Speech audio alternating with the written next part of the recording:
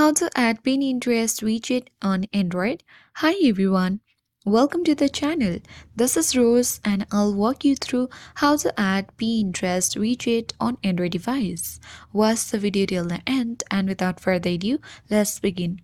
First thing first, make sure you have downloaded and installed Pinterest application on your device and make sure it is up to date.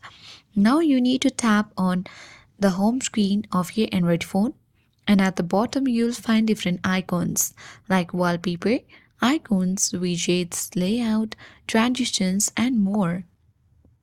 So to add Pinterest widget on your Android, tap widgets and locate Pinterest. When you scroll down, here we can successfully locate Pinterest applications widget. So here are two types of widgets. You can easily choose anyone, like display one pin from your home screen or simply display up to 6 pins.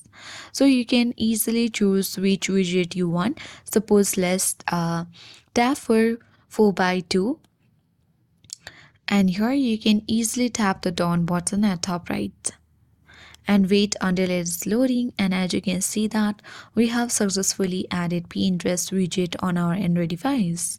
I hope this guide worked, and if you are new to our channel, hit the like button and subscribe.